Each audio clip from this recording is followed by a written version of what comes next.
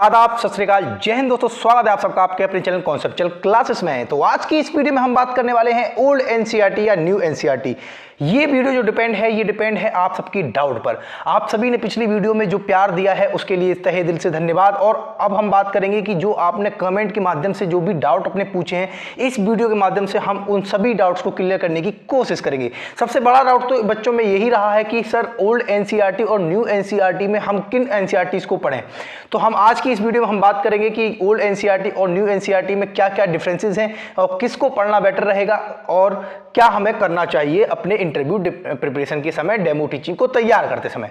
ठीक है बच्चों, तो आज की वीडियो बहुत इंपॉर्टेंट होने वाली है और आज की इस वीडियो को आप शेयर, लाइक और सब्सक्राइब करना ना भूलिएगा चैनल को। और इस वीडियो को शेयर कीजिए जहां तक भी जो भी दोस्त आपकी तैयारी कर रहा है केवीएस इंटरव्यू प्रिपरेशन की। ठीक है, तो बिना किसी देर के हम लोग वीडियो को आगे बढ़ाते हैं, लेकिन वीडियो में आगे बढ़ने से पहले चैनल को सब्सक्राइब करना ना भूलिएगा। आइए चलते हैं और देखते हैं कि आज के इस वीडियो में हम क्या बात करने वाले हैं। सबसे पहले देखिए, सबसे पहले पहला डाउट जो बच्चों का था वो था कि सर आपने हिंदी में बताया है कि जो मैंने एक्टिविटी कराई है वो हिंदी में बताई है, तो और लेकिन जो पुस्तक है वो क्या हिंदी में चलेंगी, इंग्लिश में चलेंगी, क्या सिस्टम है केवीएस में, क्या होता है। तो सबसे पहला डाउट जो बच्चों का था वो ये था कि सर केवीएस में अंदर जो बुक्स चलती हैं एनसीईआरटीज की वो इंग्लिश में चलती है या हिंदी में चलती हैं। तो आप समझ लीजिए सबसे पहले कि केवीएस के अंदर जो है, केवीएस खुद अपने आप में एफिलिएटेड है सीबीएसई बोर्ड से।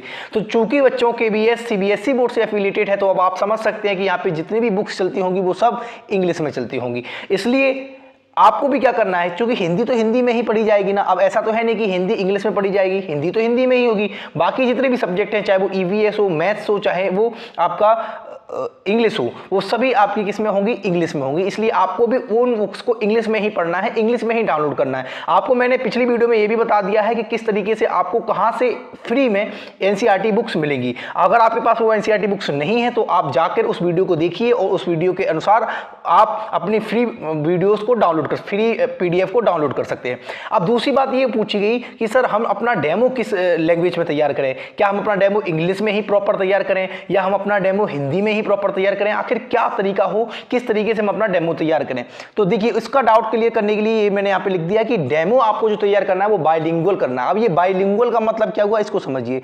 वैसे तो बाइलिंगुअल का मतलब होता है कि हिंदी और इंग्लिश, लेकिन यहाँ पे समझिए कि चूंकि केवीएस सीबीएसई बोर्ड से एफिलिएटेड है, इसलिए आपको जो कुछ भी बोर्ड पे लिखना होगा वो सब इंग्लिश में लिखना होगा। ठीक है, आप अधिक से अधिक जो टर्म यूज करेंगे, जितने भी टर्म यूज होंगे वो सब आपको इंग्लिश में ही यूज करने हैं। इसीलिए जब आप इंग्लिश की एनसीईआरटीज पढ़ेंगे, इंग्लिश में एनसीईआरटीज पढ़ेंगे, तो आपको सारे टर्म पता होंगे। अगर आपने वो एनसीईआरटी हिंदी में पढ़ी है, फिर आपको अपनी तरफ से खुद ट्रांसलेट करके वो टर्म बनाने पड़ेंगे। इसलिए जो कुछ भी आप बोर्ड वर्क करेंगे, जितना भी आप अपनी डेमो टीचिंग में बोर्ड वर्क करेंगे, वो सब आपका इंग्लिश में ही होगा। अब बच्चे जो देखो, बच्चे जो होते हैं वो छोटे छोटे बच्चे होते हैं। अब छोटे छोटे बच्चे हैं तो अब आप उनको अगर प्रॉपर पूरा इंग्लिश में पढ़ाएंगे तो ये भी थोड़ा गलत इंपैक्ट पड़ेगा। आपको करना क्या है कि आपने जैसे 2 लाइन इंग्लिश में बोली तो आप उनमें कुछ लाइन उसका ट्रांसलेट भी हिंदी में कर दीजिए साथ साथ। जिससे होगा क्या कि बच्चे अगर कुछ नहीं समझ पा रहे हैं तो वो उससे रिलेट कर लेंगे हिंदी से। लेकिन इंग्लिश को आपको बोलना ही बोलना है। ठीक है, आप ये बिल्कुल डर अपना दिमाग से ये निकाल ही दीजिए कि आपका केवल हिंदी से ही कुछ काम हो जाएगा। अगर मान के चलो आपका इंटरव्यू में सिलेक्शन हो भी गया हिंदी से, ठीक है, आपका लक अच्छा रहा और आपका आप हिंदी मीडियम से थे और आपने पूरा हिंदी में इंटरव्यू दिया और आपका सिलेक्शन हो भी गया, लेकिन उस केस में भी आपको केवीएस के अंदर जाकर इंग्लिश सीखनी ही पड़ेगी। तो जब तब सीखना है, इससे बेहतर है कि आप अभी से ही क्यों ना सीखें। ठीक है ना, आज से ही क्यों ना सीखें इंग्लिश को। इसलिए इंग्लिश का जो फोबिया है उसको आप अपने मन से पहले तो दूर कर दीजिए, हटा दीजिए।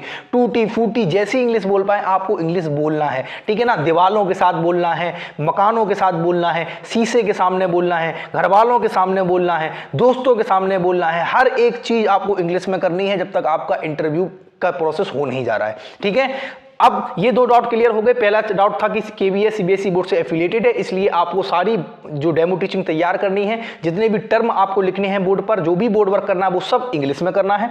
साथ ही साथ आपको बाइलिंगुअल प्रिपेयर करना है अपना डेमो। मतलब जब आप बोलेंगे, आप बोलते समय आप इंग्लिश भी बोलिए और साथ साथ कुछ टर्म आप कुछ सेंटेंसेस आप हिंदी में भी बोलिए। ठीक है ना, क्लियर है। अब हम चलते हैं अपने अगले डाउट की तरफ। अगला डाउट जो सबसे बड़ा डाउट बच्चों का था कि सर ओल्ड एनसीईआरटी और न्यू एनसीईआरटी में आखिर कितना चेंजेस है, क्या या जो उसने ओल्ड एनसीईआरटीज पढ़ ली हैं उनको अब न्यू एनसीईआरटीज पढ़नी ही पढ़नी है, या जिसने बिल्कुल नहीं पढ़ा है तो उसके लिए तो कोई दिक्कत ही नहीं है, वो अब आज से जब चालू करेगा तो आप उसके लिए कोई समस्या नहीं है, वो न्यू एनसीईआरटीज के हिस्से चालू कर देगा।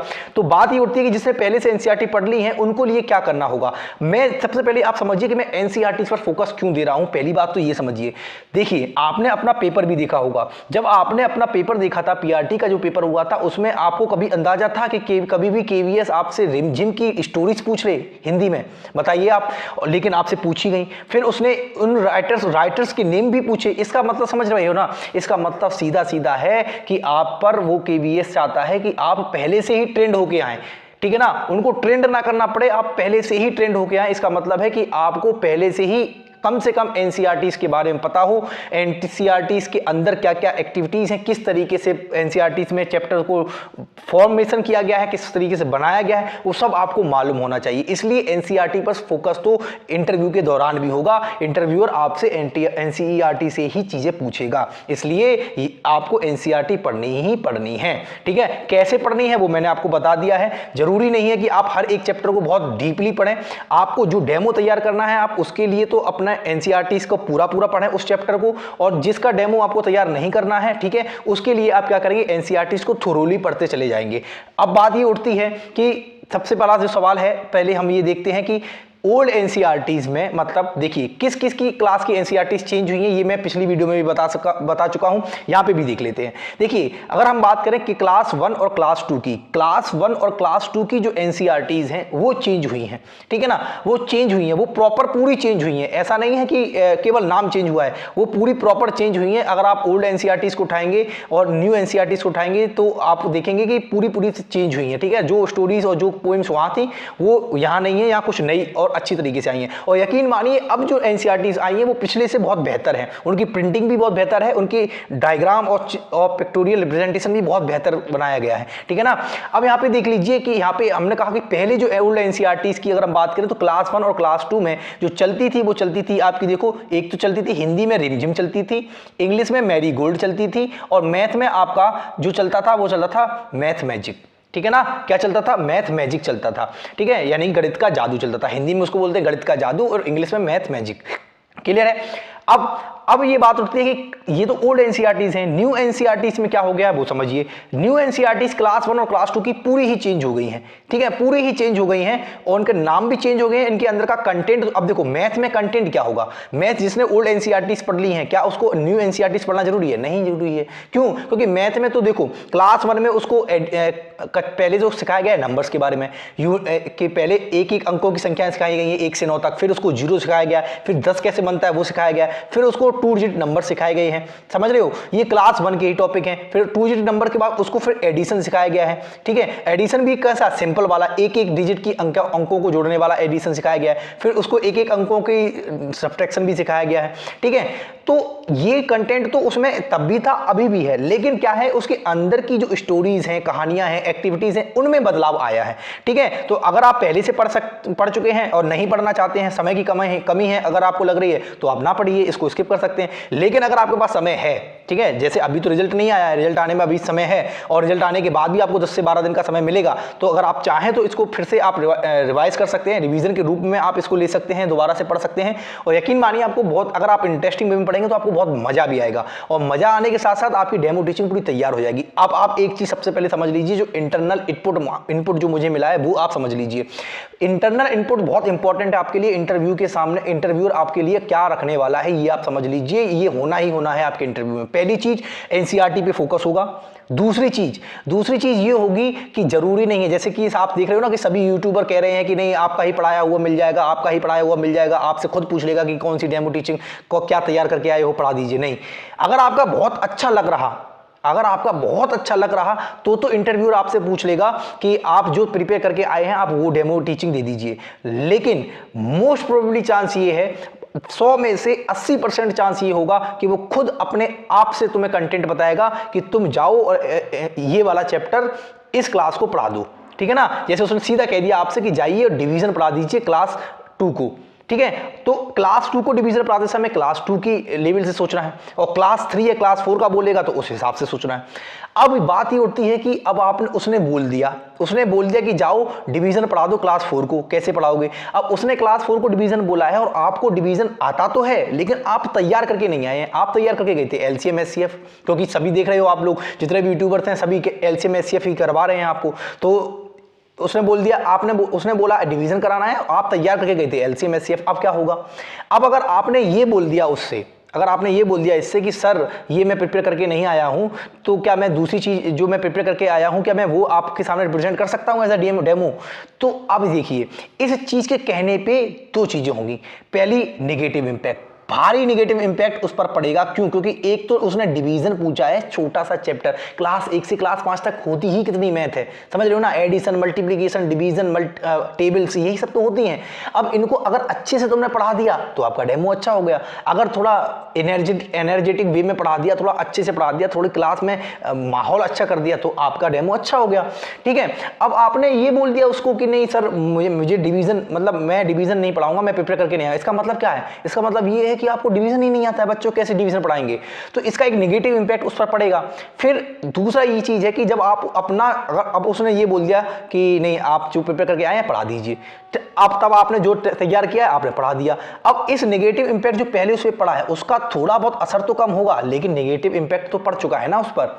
ठीक है, इसलिए आप पहले तो माइंड में ये मान के चलिए कि हमें एनसीईआरटी हमें पूरी पढ़नी है, क्योंकि जब आप एनसीईआरटी पूरी पढ़ लेंगे तो उससे होगा क्या कि अगर आपसे कोई भी टॉपिक पूछा जाएगा जो आपने डेमो में तैयार नहीं किया है, डेमो को लेकर तैयार नहीं किया है, तब भी आप उसको रिलेट कर पाएंगे, क्योंकि आपने वो चैप्टर एनसीईआरटी में पढ़ा है। ये बहुत ही बड़ी बात मैंने आपसे कही है, इसलिए आपको ये चीज बिल्कुल माइंड में रखनी है कि अगर आपको एनसीईआरटी पढ़ के जाएंगे तो बहुत ही मदद मिलेगी आपको अपनी डेमो टीचिंग में। कुछ भी टॉपिक अगर आपसे वो पूछ लेगा, आपको इवन माइंड में ये चीज आ जाएगी। और थोड़ा रुक कर आप अपने डेमो की तरफ जाना, क्योंकि थोड़ा रुक कर आप अपने अंदर वो चीजें डेवलप कर लेना कि हमें किस तरीके से क्या क्या चीजें सिस्टमेटिक वे में पढ़ानी है।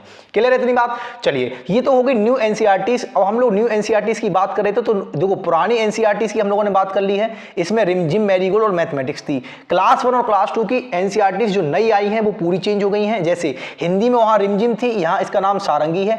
पोएम भी चेंज हुई हैं, आप उठाकर देख सकते हैं बुक को, और कहानियां भी चेंज हुई हैं। इंग्लिश में मृदंग आ गई है, पहले थी मैरीगोल्ड। ठीक है, मैथमेटिक्स में जॉयफुल मैथ्स आ गई है, टॉपिक वही है, बस रिप्रेजेंट करने का तरीका बदला है मैथ में। क्लियर है इतनी बात?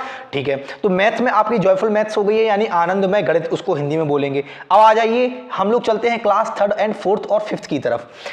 3rd, 4th और 5th में जैसा था वैसा ही है, जैसा पहले था वैसा ही अभी है। कोई ओल्ड न्यू एनसीईआरटीज नहीं हुआ है, ना कोई ओल्ड है ना कोई न्यू है। 2022 का जो पैटर्न था, 2022 के ही पैटर्न को रिपीट करके 2023 में रखा गया है क्लास 3rd, 4th और 5th में।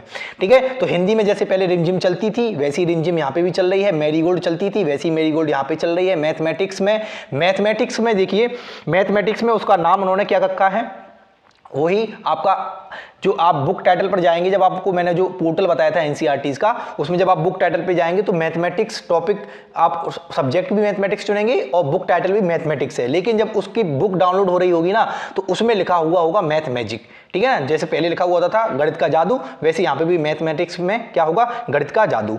ईवीएस आसपास नाम से हिंदी में जानी जाती है, लुकिंग अराउंड नाम से इंग्लिश में जानी जाती है, तो इसमें भी कोई चेंज नहीं हुआ है।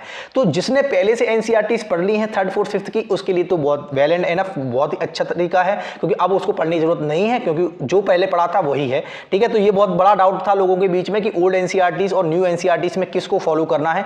तो देखिए, क्लास 1 एंड क्लास 2 में न्यू एनसीईआरटीज को ही फॉलो करें। 3rd, 4th, 5th में कुछ बदला नहीं है, तो जो पहले से पढ़ लिया है वही आपकी एनसीईआरटीज है, कुछ भी नहीं बदला है, कोई भी चेंज नहीं हुआ है 3rd, 4th और 5th की एनसीईआरटीज में। क्लियर है बात? अब बात ये उठती है कि देखिए, आप एक चीज समझिए, क्लास 1 एंड क्लास 2 की जब भी आप एनसीईआरटीज को उठाएंगे तो उसमें ऐसा कुछ है नहीं पढ़ाने को। बात समझ पा रहे हो? कुछ ऐसा नहीं है पढ़ाने को। आप जाओगे, अगर मैथ में भी जाओगे तो छोटे छोटे नंबर्स के बारे में बताया गया है। ठीक है, छोटी छोटी एडिशन, छोटा छोटा सब्ट्रैक्शन बताया गया, ना तो वहाँ पे बताई गई है आपको ना तो आपको वहाँ पे बताया गया है मल्टीप्लिकेशन, ना बताया गया है डिवीजन। ठीक है, तो इसका मतलब क्या है कि जब आप ये देखेंगे कि आपसे जो डेमो पूछेगा, अगर आपको डेमो को जो भी पूछेगा वो अपने मन से, वो 3rd, 4th और 5th की क्लास के ही टॉपिक को उठाएगा, 3rd, 4th और 5th के क्लास के ही टॉपिक को उठाएगा। ठीक है, जैसे ईवीएस में उसने कह दिया कि आप फैमिली पढ़ाइए, फैमिली पढ़ाइए। अब आपको पता है फैमिली जो है क्लास थर्ड में ही है, ईवीएस की क्लास थर्ड की ही बुक में ही आप देखेंगे तो फैमिली चैप्टर है, 2 बार चैप्टर आया है अलग अलग नाम से, ठीक है, जिसमें एक में बताया गया है कि न्यूक्लियर फैमिली क्या होती है, ठीक है, और एकल परिवार और संयुक्त परिवार के बारे में बताया गया है, और एक में सिर्फ बताया गया कि फैमिली में कौन कौन होते हैं, ठीक है, माँ बाप, ये सब चीजें बताई गई हैं।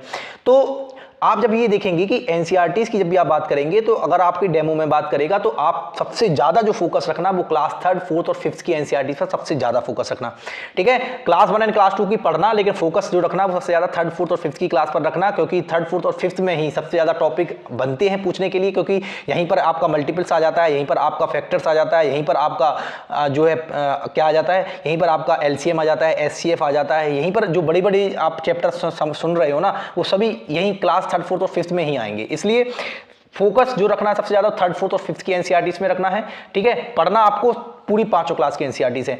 कभी भी सफलता, आप ये देखिए, कभी भी सफलता उनको नहीं मिलती है जो शॉर्ट टर्म अपनाते हैं, ठीक है ना। ये जितने भी आप देख रहे हो ना यूट्यूबर्स जो आपको बता रहे हैं, ज्ञान दे रहे हैं, वो सब क्या है ना, वो सब ये है कि आपको शॉर्ट तरीका बता रहे हैं, शॉर्ट नहीं जाना है बिल्कुल। अभी पर्याप्त समय है आपके पास, अगर आपने एनसीईआरटीज पढ़ ली, मेरा यकीन मानिए आपके अंदर वो कॉन्फिडेंस आएगा कि आप ये कहेंगे बस इंटरव्यू तो मेरे सामने कुछ नहीं है, अब इंटरव्यू तो मैं ऐसे ही दे दूंगा, ऐसे ही क्रैक कर दूंगा। वो तभी होगा जब आपकी एनसीईआरटीज पर कमांड होगी, आपने ये जान रखा होगा कि क्लास थर्ड की एनसीईआरटीज में कौन कौन से टॉपिक है। अच्छा, मैं एक तरीका और बता दूं, पढ़ते समय आप क्या कर सकते हैं। पढ़ते समय जब आप पढ़ रहे होंगे ना तो आप क्या कीजिए ना, उसकी समरी को अपने माइंड में रखना, ठीक है। जैसे कोई भी चैप्टर पढ़ा, उसकी समरी क्या है उसको अपने माइंड में जरूर रखना, ठीक है। और इससे क्या होगा कि जब आप दोबारा से रिवीजन करने की जरूरत नहीं पड़ेगी, आप समरी जब आप रखेंगे अपने पास तो वो समरी को ही देख लेंगे तो आपको पूरा रिवीजन वो हो जाएगा एनसीईआरटीज का। क्लियर है इतनी बात? तो पहला तरीका, मैंने जो सारे डाउट इस वीडियो में क्लियर कर दिए हैं। अगर आपको कोई भी डाउट फिर से रह जाता है तो आप प्लीज कमेंट बॉक्स में जरूर कमेंट करके बताएं, ठीक है। और तहे दिल से फिर से मैं आपका शुक्रिया अदा करना चाहूँगा कि आपने वीडियोस में इतना प्यार दिया और इतने प्यारे प्यारे कमेंट्स दिए हैं। कुछ निगेटिविटी होती है कमेंट्स में, वो इग्नोर कर दिया जाता है, क्योंकि देखिए आपके जीवन में भी बहुत से लोग ऐसे, सभी पॉजिटिव नहीं मिलेंगे, ठीक है ना। आपकी भी ये भी लाइफ में आप समझ सकते हैं कि आपकी भी लाइफ में जब आप देखेंगे तो आपके चारों तरफ हर जगह पॉजिटिव एनवायरनमेंट नहीं होगा, कुछ नेगेटिव लोग भी आपके सामने होंगे, ठीक है। तो इन नेगेटिव लोगों से डरना नहीं है, इन नेगेटिव लोगों को बिल्कुल इग्नोर करके चलना है, ठीक है। आपको भी अपनी लाइफ में ये रखना है। और इंटरव्यू को अगर आपको क्रैक करना है तो आपके माइंड में सबसे पहले आपको माइंड में ये प्रिपेयर करना ही करना होगा कि आप भी पॉजिटिव, हमेशा पॉजिटिव रहना एंड बी कॉन्फिडेंट, हमेशा कॉन्फिडेंट फील करना है और हमेशा पॉजिटिव रहना है। क्योंकि अगर आपकी ये पॉजिटिविटी वहां काम नहीं आई, अगर आप वहां पॉजिटिव नहीं रहे तो देखिए जब आप पॉजिटिव रहते हैं, आप ये ट्राई करना, आज आप अपना सबसे पहला टास्क आपका यही है कि आप ये ट्राई करना कि अगर आप आज पॉजिटिव फील करते हैं, आप पॉजिटिव फील करते हैं तो आप अपने आसपास का वातावरण देखना, आप अपने आसपास का एनवायरनमेंट देखना, वो भी पॉजिटिव फील होगा। वहां पे जो लोग होंगे, वो जो लोग आएंगे वो भी आपसे कनेक्ट कर पा रहे होंगे इजीली से। और अगर आप खुद ही उदास हैं, खुद ही कमजोर हैं, खुद ही मतलब दुखी हैं, तो आपके आसपास के लोग आपसे अच्छी तरीके से कनेक्ट नहीं कर पा रहे होंगे, उनको एक नेगेटिविटी लग रही होगी, फील हो रही होगी। इसीलिए जब आप इंटरव्यू के अंदर, इंटरव्यू रूम में अंदर जाएंगे ना, तो जब रूम में अंदर जाएंगे और आप पॉजिटिव हैं, कॉन्फिडेंट हैं, तो सामने वाले पर भी इसका बहुत ही पॉजिटिव इंपैक्ट पड़ेगा। तो आधा इंटरव्यू तो आपका वहीं क्लियर हो गया, आधा इंटरव्यू वहीं क्लियर हो गया जैसे उसने देखा कि ये बंदा तो सामने आया है, मतलब बिल्कुल पॉजिटिव इन्वायरमेंट लेके आया है, एकदम पॉजिटिविटी इसके अंदर बड़ी हुई, फुल ऑफ कॉन्फिडेंट है, तो बस आधा सिलेक्शन आपका वहीं हो जाएगा। अब बच्चा गया, डरा हुआ, सहमा हुआ और मतलब कांप रहा है, नर्वस है, और जाके फिर मतलब मुंह भी सूख रहा है, गला भी सूख रहा है, ठीक है। तो इससे क्या होगा ना, इससे इन्वायरमेंट गड़बड़ हो जाएगा। तो बात समझ पा रहे हो ना। इसलिए जो भी आसपास का एनवायरनमेंट है पॉजिटिव बनाई रखिए, खुश रहिए, अच्छा खाइए, हेल्दी रहिए, एटलीस्ट तब तक तो अपने सेहत का ध्यान रखिए जब तक आपका इंटरव्यू नहीं हो रहा है, क्योंकि बहुत बड़ी चीज़ है। अगर आप इंटरव्यू के दौरान कहीं अगर आप बीमार पड़ गए, भगवान ना करे ऐसा, अगर हो गए तो फिर ये बहुत समस्या आपके सामने आ जाएगी। इसलिए ये आपको फोकस रखना है। चलिए आज की इस वीडियो में हम लोगों ने जो बात की थी वो बात आपको मैंने बता दी है। आपकी सारी कन्फ्यूजन को दूर करने का मैंने ये प्रयास किया इस वीडियो में। अगर आपको तब भी कोई समस्या रह जाती है तो आप प्लीज़ कमेंट करके जरूर बताएं। आप एक बार फिर से देख लीजिए, मैंने आपके क्या क्या डाउट्स यहाँ पे क्लियर किए हैं। पहला कि KVS CBSE बोर्ड से एफिलिएटेड है, इसलिए आपको जो कुछ भी तैयार करना है सब बुक्स इंग्लिश में ही पढ़नी है। साथ ही साथ आपको बोर्ड वर्क जो करना है वो सब इंग्लिश के टर्म में ही यूज करना है। साथ ही साथ ओल्ड एनसीईआरटीज की बात की, क्लास 1 एंड क्लास 2 में जो एनसीईआरटीज थी वो रिमझिम थी, हिंदी में, इंग्लिश में मेरी गोल्ड थी, मैथमेटिक्स में गणित का जादू था, मैथ मैजिक था। न्यू एनसीईआरटीज में अगर हम बात करें क्लास 1 एंड क्लास 2 में, तो हिंदी में सारंगी हो गई है, इंग्लिश में मृदंग हो गई है, मैथ में जॉयफुल मैथ्स हो गई है, और ये पूरी तरीके से चेंज है। बस मैथमेटिक्स में टॉपिक तो वही है लेकिन रिप्रेजेंट करने का तरीका बदला गया है। एनसीईआरटीज की बात करते हैं तो थर्ड, फोर्थ और फिफ्थ में हमें फोकस भी सबसे ज्यादा रखना है। साथ साथ ही साथ इसमें कोई भी चेंज नहीं हुआ है। यानी अगर किसी ने पहले से ही 3rd 4th 5th की एनसीईआरटी पढ़ रखी हैं तो उसके लिए तो बहुत बढ़िया चीज़ है, उसको दोबारा पढ़ने की जरूरत नहीं है, बस उसकी समरी अपने माइंड में जरूर रखें। क्लियर इतनी बात। और एक सबसे बड़ी बात मैं आज फिर से अभी ये बता दूं क्या कि आपको अपना लेसन प्लान जरूर बनाना है। मतलब जो डेमो टीचिंग आप तैयार कर रहे हैं वो एक प्रॉपर लेसन प्लान के तहत करना। मतलब ये लेसन प्लान आप जरूरी नहीं है आप अपनी नोटबुक में लिखें, इस लेसन प्लान को आप अपने माइंड में रखेंगे, ठीक है ना। कि अगर जैसे मैंने डेमो टीचिंग एडिशन की तैयार की है तो सबसे पहले मैं क्लास में जाके एडिशन को किस तरीके से रिप्रेजेंट करूंगा, किस तरीके से मैं इंट्रो करूंगा, इंट्रोडक्शन यानी जो चैप्टर की भूमिका होगी वो सबसे बड़ी होगी। आप कैसे बच्चों को पहुंचा पा रहे हैं एडिशन तक, ये सबसे बड़ा काम होगा। यानी कोई भी टॉपिक हो, या तो मैंने एग्जांपल लिया एडिशन, कोई भी टॉपिक हो जैसे डिवीजन है, मल्टीप्लिकेशन है, आप बच्चों को किस तरीके से मल्टीप्लिकेशन तक ले जा पा रहे हैं, that is very important for you, ठीक है। ये बहुत ही जरूरी है आपके लिए, ठीक है। And it's plays an very positive role if you try it, ठीक है। अगर आप ये ट्राई करते हैं तो ये आपके लिए बहुत ही पॉजिटिव होगा। तो चलिए आज के लिए इतना ही रखते हैं। आपको वीडियो कैसी लगी कमेंट करके सुझाव जरूर दें और मिलते हैं अगली वीडियो में। तब तक के लिए जय हिंद दोस्तों।